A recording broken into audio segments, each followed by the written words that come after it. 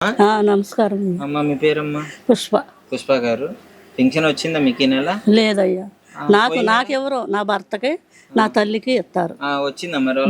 లేదు బాబు, పోయిన నెలలో వచ్చింది, ఇంటికి వచ్చి ఇచ్చారు. పోయిన నెల ఇంటికి వచ్చి ఇచ్చారు. మరి ఈ నెల ఏమైంది ఇదే వాలంటీర్లు ఆపేసేసి మరి చాలా ఇబ్బందులు పెడుతున్నారయ్యా. పాపం తాతయ్య వెళ్ళారు, అక్కడ ఖాళీ లేదు, వెళ్ళారు చూసి వస్తానని వెళ్ళారు.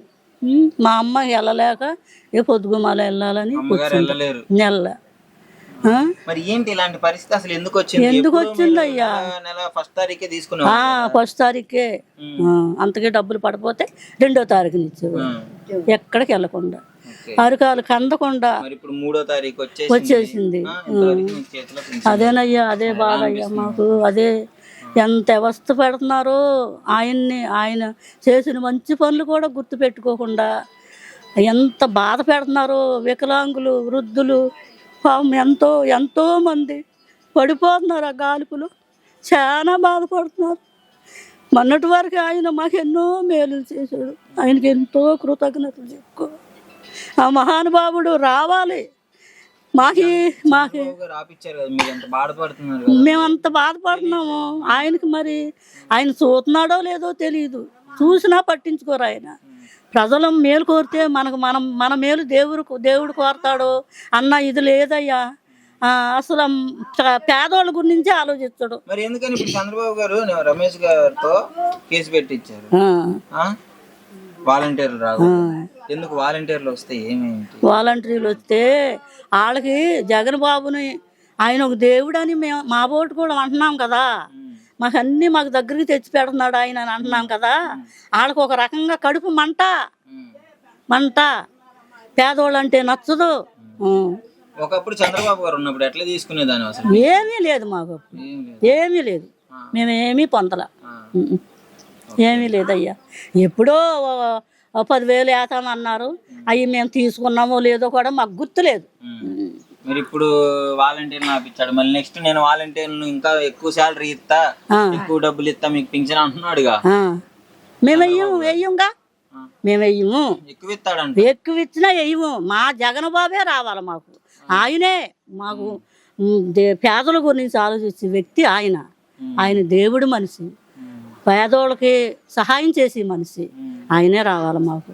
ఆయన తప్పితే మాకు ఏరే వాళ్ళు ఎవ్వరు వద్దయ్యా. మేము బతుకున్నంత వరకు ఆయనే కావాలి మాకు. తర్వాత మా పిల్లలకు కూడా ఆయనే కావాలి, ఆయనే రావాలి.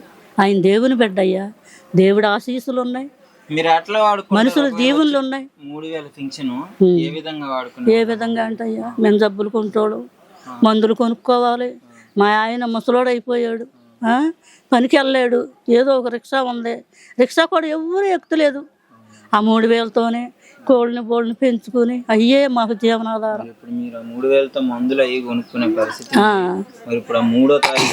అవునయ్యా, మేమేం చేయాలో మాకు ఆ దేవుడే ఏం చేస్తాడో మాకు తెలియదు.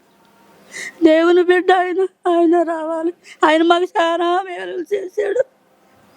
మధ్యలో వీళ్ళందరూ కలిపి ఆయన చాలా ఇది చేస్తున్నారయ్యా. నా బాబాయ్ వస్తేనే అప్పటి వరకు మేము ఏదో విధంగా బతుకుతాం అయ్యా. ఆయన మాకు చూపిస్తాడు. ఈసారి పెడన్లో మరి ఇక్కడ ఎమ్మెల్యే గారు గెలుస్తారంట. అవునయ్యా, ఆయనే గెలుస్తాడు. మా రాము గారే గెలుస్తారు. ఆయనే ఆ 2 ఓట్లు ఆయనకే. మరి ఇంత బాధపడుతున్నారు రాము గారు, బాధ అర్థం చేసుకుంటారు. ఆ వ్యక్తి కూడా అలాంటి ఆయనే. మాకు ఆయనే రావాలి. చాలా ఇబ్బంది పడుతున్నారు, మేమనే కాదు, టీవీలో చూస్తున్నాము. ముసలోళ్ళు మెట్లు అంటాడు. అప్పుడే ఇద్దరు చనిపోయారు. ఈ 3 రోజుల్లో. నిన్నే వార్తల్లో చూసి నిన్న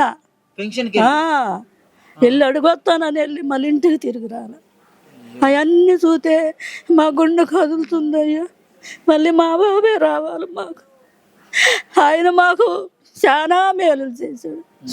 మా కాళ్ళు, నా భర్త కాళ్ళు, నా తల్లి కాళ్ళు కందకుండా ఇంటికి వచ్చి ఇచ్చేవాడు ఆయన. వాలంటీర్లు ఎంత సేవ చేశారు. కరోనా టైంలో కూడా మాకు ఏదన్నా బాగోపోతే బిళ్ళలు ఇచ్చి ఎంతో పరిచయం చేశారు. వాళ్ళని ఈ రోజున దూరం పెట్టారంటే ఈ వృద్ధులు ఉసురు, వికలాంగులు ఉసురు, ఆ వాలంటీర్లు ఉసురు తగులుద్ది తప్పనిసరిగా. ఆ వ్యర్థమైన పనులు చేసే వాళ్ళకి అందరికీ తగులుద్ది, అందరికీ. నా జగన్ బాబు రావాలి. ఆయన వచ్చేదాకా మేము చచ్చిపోము, బతికే ఉంటాము. ఆయన వచ్చేదాకా ఏదో విధంగా బతుకుతాం అయ్యా. ఏదో ఆయనే కావాలి మాకు, ఆయనే రావాలి, ఆయనే రావాలి. మరి రాము గారు ఏమో మీరేమో మా బాధ అర్థం చేసుకుంటారు అని అట్లా చెప్తున్నారు. రాము గారు ఏమో పట్టించుకోరు అని. లేదు బాబు, ఆయన పట్టించుకుంటారు.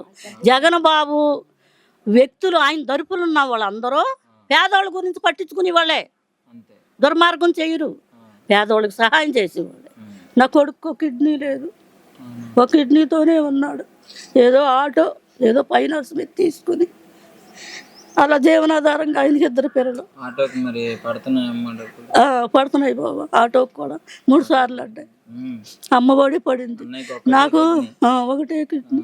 నా కొడుకు బలహీనుడు, మాకు సరైన ఇల్లు లేదు బాబు. మా రాముగారు, మా జగన్ బాబు తరపున మా రాముగారు వస్తే ఆయనన్నా మాకు ఇల్లు కట్టిస్తాడని ఆశపడుతున్నాం. అవునయ్యా, రాముగారు వస్తే మీకు ఇల్లు నమ్ముతున్నాం, ఇల్లు కట్టుకుంటాం ఇక్కడ. మా కుటుంబాలు 2 సార్లు. ఆయన జగన్ మనిషి అయ్యా, జగన్ బాబు పక్కన నిలబడ్డ మనిషి. ఆయన మాకు కావాలి, ఆయనే కావాలి మాకు. ఆయన మాకు చేతాడు, మాకు నమ్మకం ఉంది. జగన్ బాబు అంటే ఎంత నమ్మకమో, రాము గారు అంటే అంత నమ్మకం.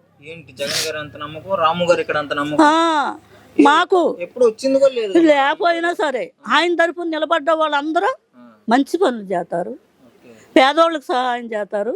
ఆ నమ్మకం మాకు ఉంది. ఆయనే మాకు, ఆయనే మాకు, ఆయనే. రాము గారిని గెలిపించుకుంటాం. జగన్ బాబుకి మా కృతజ్ఞతలు చెప్పుకుంటాం. ఈ 2 నెలలు ఏదో విధంగా ఏదో చూపిస్తాడు మాకు దేవుడు.